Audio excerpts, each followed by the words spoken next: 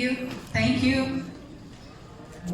Good evening, ladies and gentlemen. Good evening. It is my great honor and privilege to be here with you tonight to share with you what life has been with us, with all of us who are aspiring to be successful in life. Life has a purpose from birth to death. So is business. As you see, when we open a business, a corporation, we started with an application with the Securities and Exchange Commission, right? And in there, you will be asked to write your purpose, right? And so is life. I grew up in a mining company, but my parents came from Iluan. My ancestral families came from Iluan. And my parents went to Tupan to work. My father was just an ordinary mechanic, and my wife, and my mother was a vendor. I have 8 brothers and 3 sisters, 11 siblings. And you can just imagine how me, as the second to the eldest, would help my parents pagtabang pagpadako sa mga manghod. That's why, from the very beginning, I never thought that life has a purpose. It was only a dream to help. It's always a dream to help my siblings, my parents, to make life better for my family.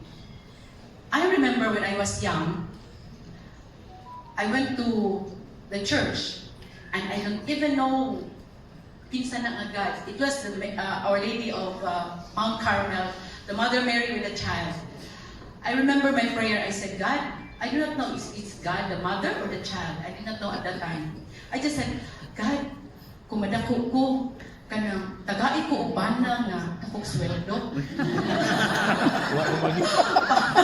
Para makatabang ko sa akong family. And if ang ako na ikaw ang nagyod nga lugar to go is Bohol. O makasakay unta ang barko padung sa Bohol. Going abroad is never in my mind. I just studied in a public school and graduated in a public high school. It was impossible for me to go to college because my father's salary could only be enough to pay the utang of the previous week.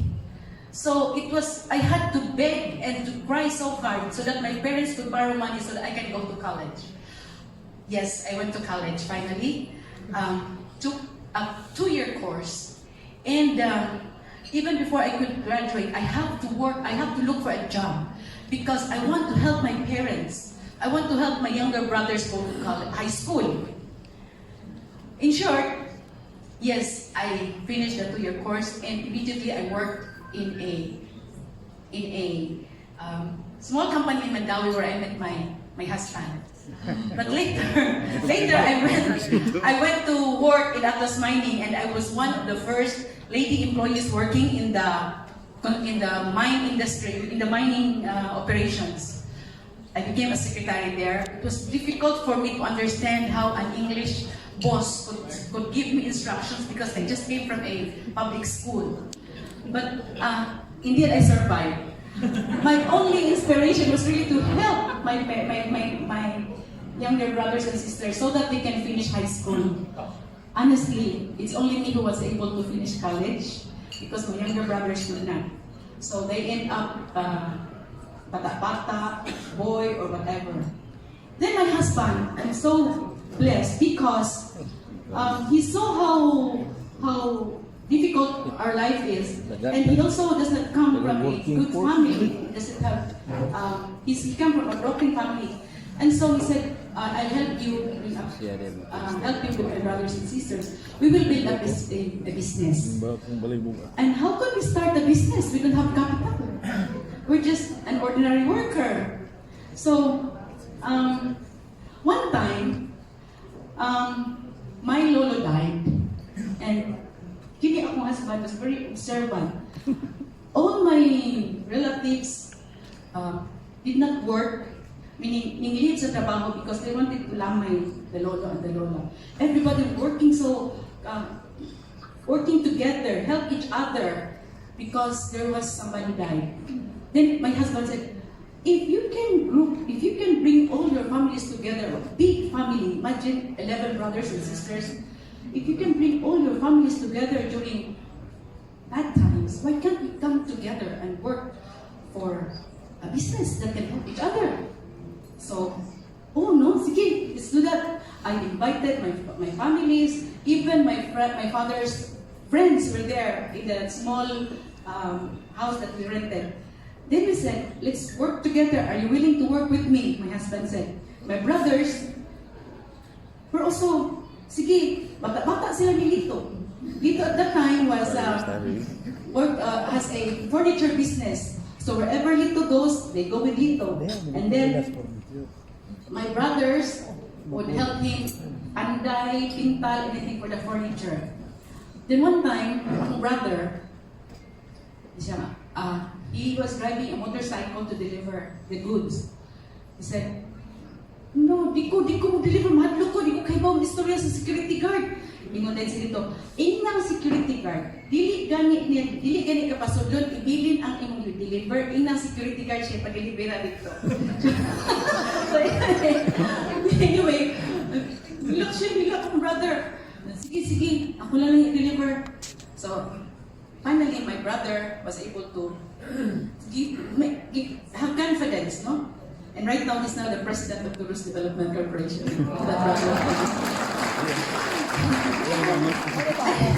Anyway, grabe in other words, my husband is the gift to my family. We did not have children. We do not have children at all. I was wondering, ano ba may anak sa nimo? Maybe because, as I said, life has a purpose. Ano yung purpose ni Lord namo? So, we started with a trading company. Unya, kay whatever money we have, we gathered together. We were able to gather 1,500 at that time. And then we started na malitmig mani. Ito sa Barili, ang ibaligya, es puente. Malitmig ka ng Sinulog. Pakuan, among giripak, malitan mas puente. Sus kay namalitmig baboy dito sa Matalungon pag-abot diri kay Butikulon. So nahurot among puhunan ingon si Lito. Ingon ako brother.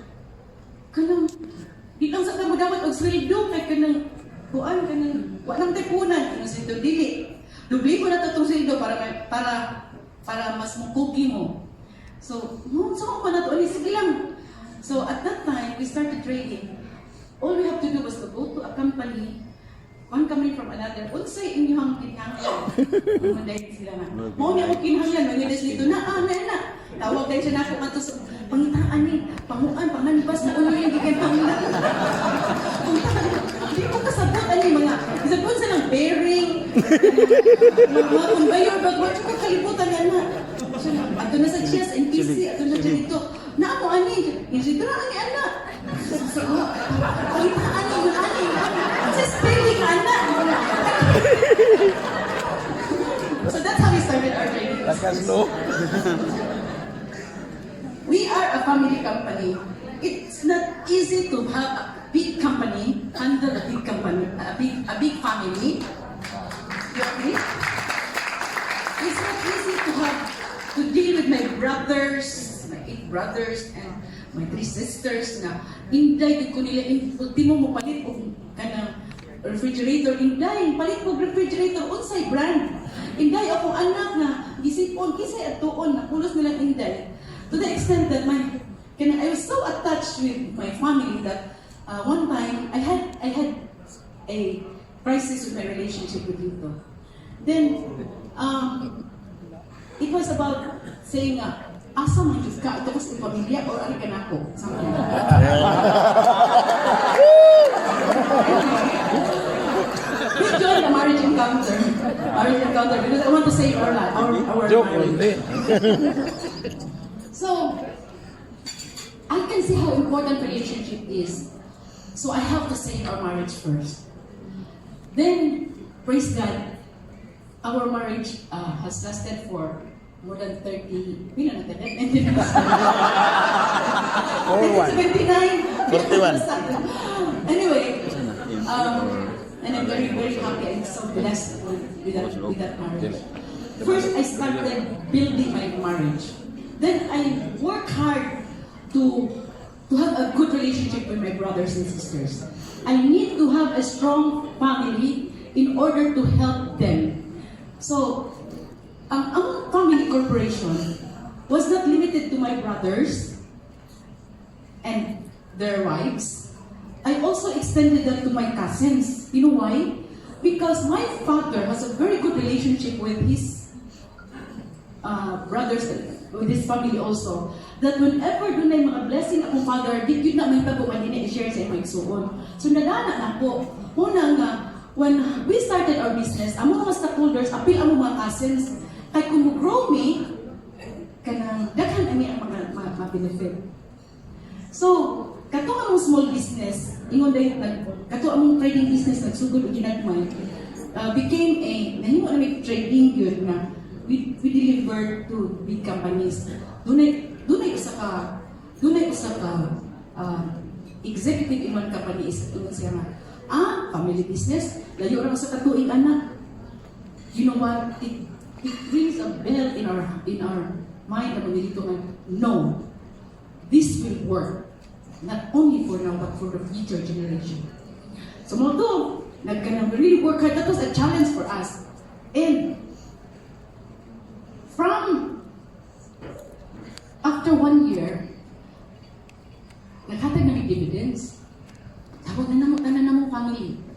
And then we said, Chad, manghatag to ani nila, dati nga ipamalit nila tuba, di nga nila iinom. Ayun, Chad, karoon pa ni sila kadawat ani niya, wag ko nila daguan ni Buddha. Dati nga ilan ni, ato ni ampuan tani. The time, di pa dyan ko biya ka ng, di ko religious, I don't even know how to pray properly. So, I prayed over. That was the first year of our business. We prayed over na, Lord, unta, ikagawat ani nila, isang shop, kung ina unta ni, naroon ba, multiply. And since then, every year, wala yun, may tapo na wala ni maghatag of dividends. And it's more than 33 years now. And you know what? We get, wag mo kaibaw ka ng 10%, wag kaibaw ng tithes ka nito. But we give not just 10%, but whatever we feel that is that will make everyone happy, we give, not just 10%. The dividends, our first dividends day was 100%, but we give tithes. We give tithes 10%, but more than 10%, we said, this 10% before maghatag ng dividends, kuhaan sa din nato tithes, hatag sa nato Ginoo. Nya, uni kibaw kung saan ang paghatag, hatag na mo sa kapilya, parang di man ko pwede mo biglang di email as bishop kawa may kwarta. Akong giingon ako, meeting na ako kung magsuon. Kani ba ka nang magkinaunsa kay tanong kay wa piging kwarta, ingon biya simbahan wa sila kwarta. Nagsugod nami. Hapit na ni magatugo, wa pa mi kontrata. Kung lang ikustanan, sus, di kini gito pa yun, ano, sarap na lang yun. Ginoo rin yung mag-igo na mo, ani. Tawag din ako akong family. I told the family ko nga, we have to make a decision. All of us has to make a decision. Whatever happens, wala man kita pagsukod. We have nothing for a start. This could ka na mahitabo nga mawa yun na to. We just need to finish this project na gihatag sa simbahan nato. Are you willing to do that? Oh, dahil susunod. Naanak mo ka nagkapublikon. Sige, bahala ka, ibalikin na natin. Bahala ka, ibalikin na natin. Hindi na ako pinsun. Basta ha, hutot yung taan, binutagay yung taan is tapos. By the way, kanang among board meeting, kaya kanang company na, tanong kong isuon, meeting ni kada Monday. For so long, for so many years. Kanya, kanang among meeting, nakoy board meeting na kada semana. Yes, ani amo board meeting na mo kada semana. It's actually a family meeting at the same time para mag-build ang relationship. You know what we do during the board meeting? First, ako may suon, di pa mo sa gud. Ang sagda ni mga kalibutan, isa kikinim ba? Saan ko ganyan ako pag-evangelize sa pumamangkod? Di ko nga, kanang, basa ako Bible, di ko nga. Kaya ba mo, asa na, ibalo ka nang ibasa sa pari during Mass? Siya asa di, sa Bible, basahan mo ha, basahan mo. And ani ba, nagbasa ang Bible, ingon ako makon, Bikulunay, siya, kanang gari siya, bibi, basa din. Sige, ato ning gamiton kada meeting. Kada na to meeting, magbasa ta niya niya, share din mo kung say, example. So since then, kamao na sila mo share. So first part sa board meeting is the sharing of the Bible. Second part, doon ay leadership secret, doon ay gamay na libro nga ako napalit na leadership secrets of Jesus, that one page. Ako masakon, then ako kita nila what is kanang the right kanang leadership, no?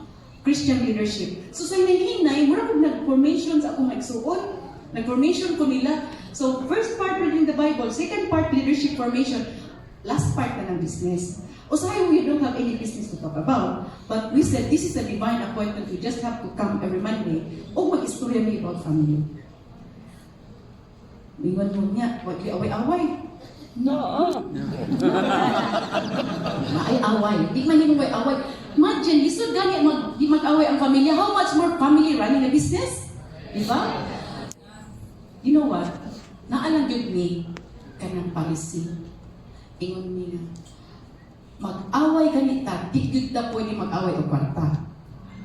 We have to save our relationship first. Klaro, klaro. Bisan pag ang ako sa kamanghod, pwede na yun yung sukuas ako sa kamanghod, pagpasensya lang yun, kaya we have to save relationship first.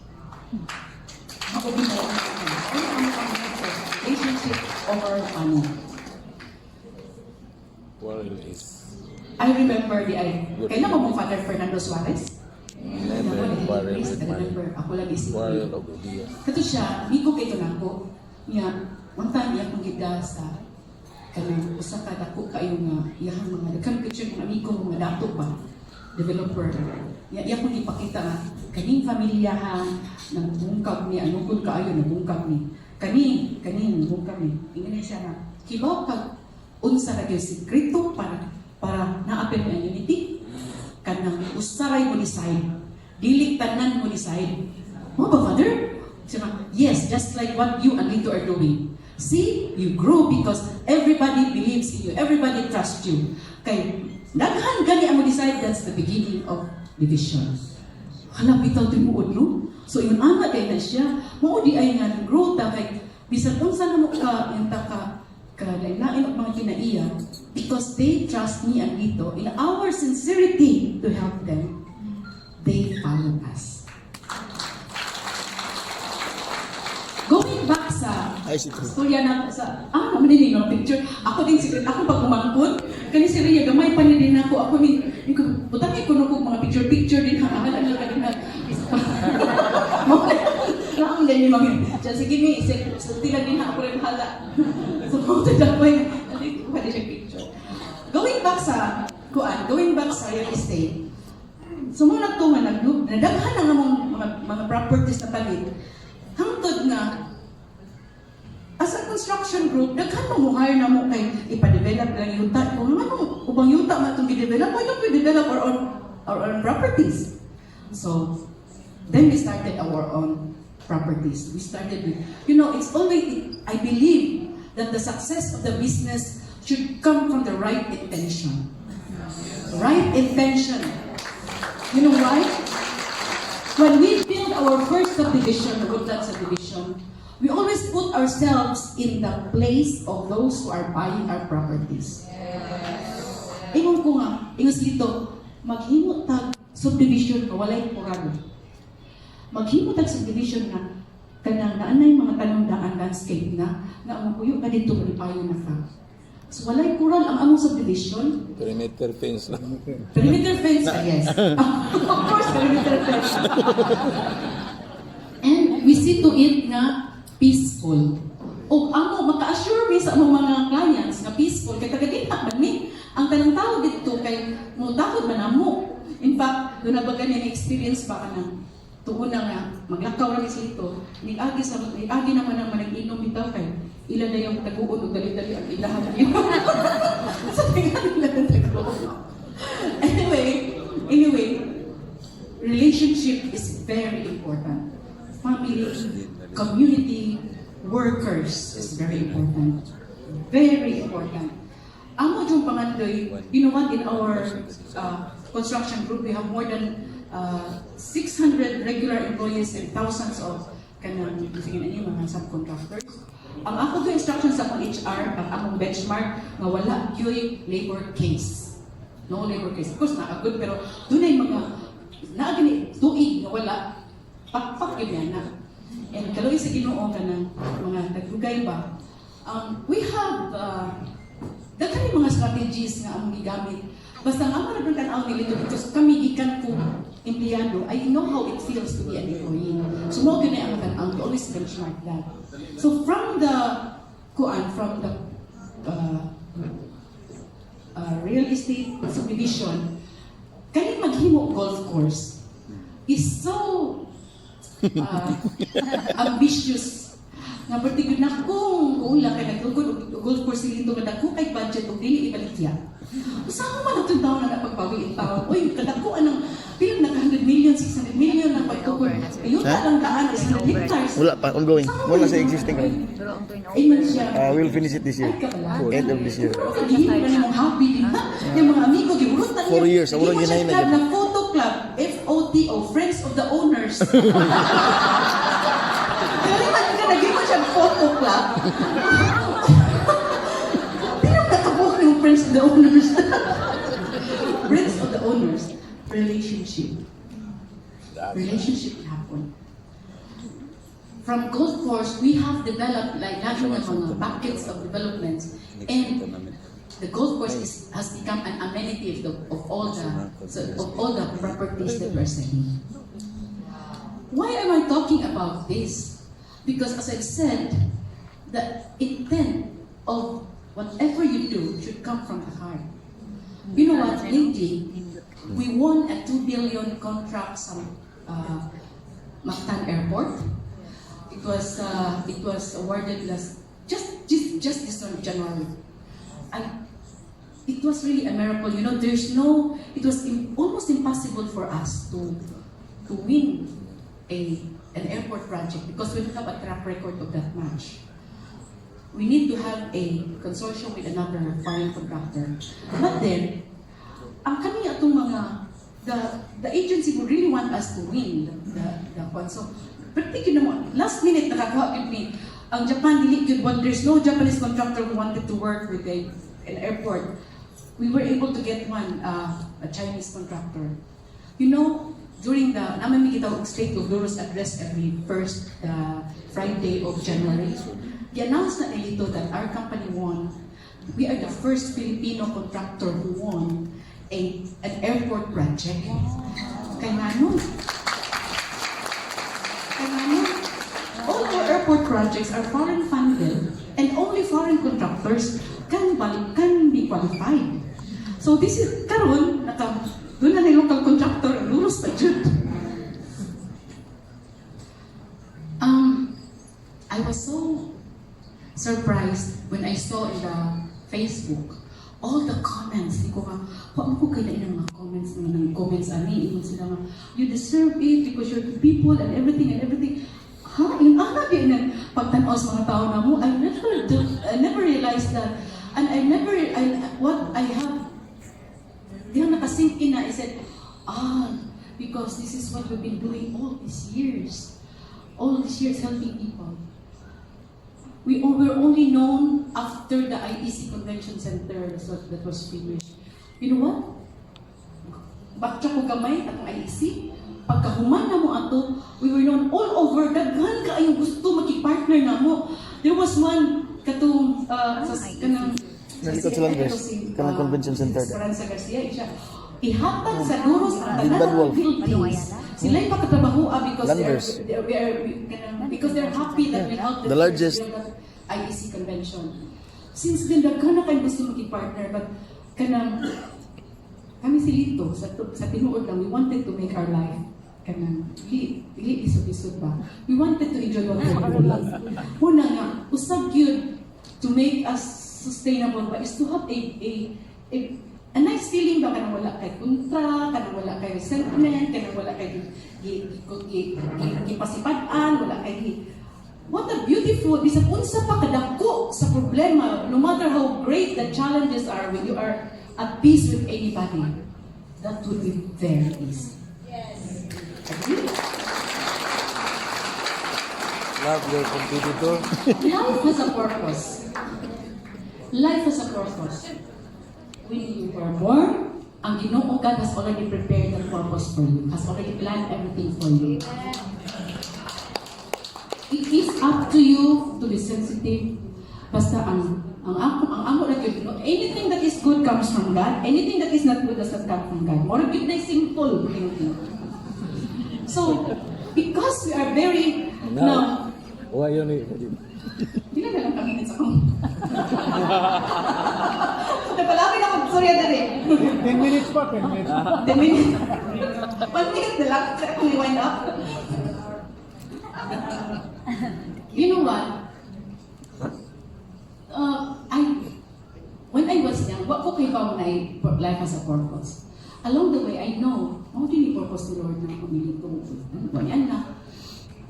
Ang business, takang tao. During pagkadaog ni Presidente Duterte,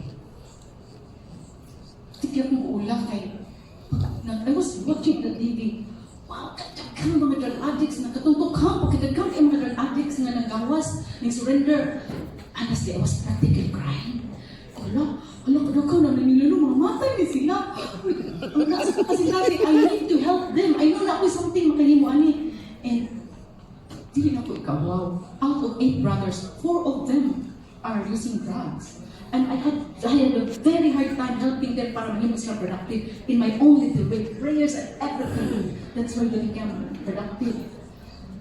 Kung anong to, kanang pag-ampo, tapang, pag-ano sila mag-iyan. Muna nakarelate ka ako nila. So, since then, what yung kumunong, I said, I need to do something. So, kung naamang kaning Life in the Spirit seminar has helped a lot of people, why can't I help them? So, pasila kanang pangatyung kuangin nila, no? So, I contacted my friend who has been running a drug rehab, who has also helped my brother. Ko, bro, maghimog ang programa, bro. Ikay handles mga drug addict, bro. Ako sa spiritual aspect. Sige ma'am, anak, ka ma'am. Asan niyo na ito itungutang? Sige, hindi na ito papuyon. Ma'am, pati ka papuyon. Naamang kay center din na. Naman nila pag God center. Ano ba na ito sila din na? Wala pa pa, ulit mo na ito ka mo. Bro, kita patyo na nila. Bro, kita sa mga awal. Di, ma'am, ako'y pasalit. That was, kami sa nakadaot si Duterte, July 1st niya. August 14, we started our first program for the, okay, nga na mo, surrender to God. Hindi surrender to tukang, surrender to God. Diba? Surrender to God. Sugod kita sa kabakuhan, anak. Amo mo ito, amo buwan. So, naaman ni Labugan Center, to me, we had, first na mga kuwan, primero na nahaglok, wapay pulis din nga, masigli. So, ang among ipang recruit o una, among mga empleyado. First, nagpag-drug test ko sa mga empleyado. 600 of them. 46 positive with drugs. Makunin dagang kitag disgrasya sa mga sakyanan, mga damdam. Di ay, tagkaling drug addict sa kumpanya. So, ang primero na mga kliyente, ang taga-programa, ang among mga empleyado nga, mga drug addict. O ang mga silingan, mga drug addict, 79 of them. Pagsugod first day, test, positive ka na. Alam mo, pulos din active drugging. Tapos bilang sa kami tabo, ay kulbaan ko. Nagpa-prayer vigil may 24 hours. Ang mulang God community, 24 hours for 10 days. Sige, ampo. Ang tawon, matandog yung tawon mo. So, after 3 days, practice na sad. Gamay na lang. Pagka-last day, 75 ang nag-attend, 69 graduated, all negative, tested negative. Sa ato pa, epekto, di ay epektibo. I mean to say, they were able to stop using drug for the past 10 days. Pagka 10th day, negative. Walay na hitabo, buutan kay mga drug addict, musunod yun sila. Yes. Until now, that was 2016. Until now, the program So Good has been doing it. What you ko ka-experience, hasa na din mga pari, hadlok na din sila, kahit nga rin pangawato na din ha. What you ko ka-experience na nagbinuang. You know why? Because when they come to us for help, they are seriously asking for help. And we will help them. So, tinarugod sila, di na lang sa tulangan. And what kind of help? Huwag may hatag nilang drugs. Huwag may pambal. It's just a psycho-education, letting them understand what drugs is about, letting them know that there is God, that they need to surrender to God para matabangan sila. And there's a lot of people there out on the streets. You would not imagine. So, karon, it did not stop there. I thought I'll stand, I'll tell you. Kami sa Hindu, we stand. Dili ipanghampog ha. Because we have to train people. Libre man sa kaon. Libre man ang akong mga paggamit din ha. I spent almost 10 million for that program. Tagal sa mga anak. Yung mga anak sa mga adik-adik. Kung ang ako mga staff, trained international training. They went into international, what mo going, iskulahan ang how to study drug addiction here in the Philippines. They are from other countries, kami, paari parang itudlo. So, karon, hay naman ang mga drug-addicts. Nawa naman, naka-feel pa mo napidagan no? To ay daghang drug-addicts sa prisuhan. Daghang drug-addicts sa prisuhan. Kaya katong ipang dako. Why nakatiman nila dito? They are there left alone. In one jail, Cebu City Jail, ang capacity ana is only 1,000. Right now, there are 6,000 inmates in that Cebu City Jail. Magpuli o higda. 80% of them are drug-related cases. Karon, kato si Garma, katong Cebu City Police Officer ng babae ng Parting Suga. Adto siyang Archbishop Palma, Archbishop. I understand there are more than 3,000 that will qualify for plea bargaining agreement pagawason o mugawas ng mga drug addicts gikan sa prisuhan. That will be a big problem to the police. Pag panglakop niya na, kaya na, without intervention, there will be a big problem to the society. Please help us. Kaya na siya, you go to Barino. Dito, kuyawan ko, kaya nagkang mga police dito sa muang. Yan, manis daw. Ma'am, I was sent here by Kuan, Archbishop, na please help us. Ma'am, can you please go with me to the jail? So anyway, sugod mo sa jail. 10 batches. Every batch na mga 550 na litan kayo kay meet. Individualized man ang training. In fact, karong Friday, graduate ang batch 1 to 10 sa continuing care. Kaya dili man kay kausara for several weeks. Yan balik-balik dito sa mga tao angkod na karong 10 batches pinungot na mo pag-graduate from karong Biyernes. Brothers and sisters, why I'm telling you this? Because whether we like it or not, yes, we are in business, very busy looking for money. But I'll tell you, yung anak sa pagsugod, ang among focus kwarta ra gyud. Time comes when money is no longer important to you. That when the money will not make you happy. I'll tell you, not money. You know what? If you can make someone happy, the joy, the insurmountable joy cannot be measured by money. It will come back to you. And the joy is not really mabayran og sabi. I'll tell you. I know you have experience helping somebody. And that is the purpose of life. The purpose of life is not only to make you happy, but to make others happy, to serve others and to help others. And it is only there when you can find fulfillment in life. Do you agree with me? My friends, mga tanda mo, ako lang ganing example ha, kay near to my heart yun yung surrender to God na mga program. Ang ako yung problema, hindi ka human nila ka, maulian na sila, Nigubalik dito because drug addiction is a relapsing disease. There's a great tendency na mabalik sila. Mabalik sila, mo record, mo relax. Ang gobyerno, nagtuon lang sila nga enough na pag-exercise mo, pag-trabaho, no, that's not enough. That's not enough. It's not easy. Ang kinsa kung nakasuway o drug pagka-drug addict, you know that it's not easy to stop using it and to recover, to remain sober. Super. Ang among problema, how to make them productive. Kaya ibalik nila dito, aron dili na sila mabalik, they have to be productive. Kay kining drug addicts, kaya they are obsessive compulsive behavior.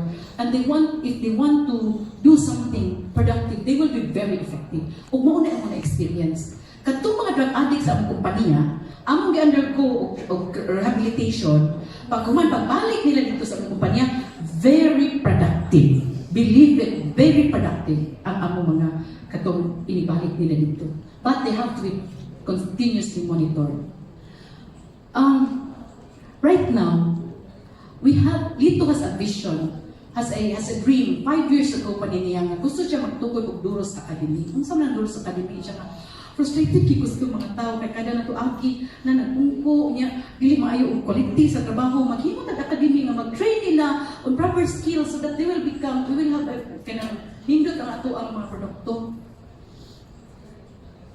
By March or April this year, ma-realize na na hopefully. You know what? Ang sa Duros Academy, we will pick those katong wala kay chance to mga walay grado, katong mga drug-addict na gusto magkaon o skills, katong gikan sa prisuhan nga, of course, i-profile na namo ha, o karo. Pilitan na na.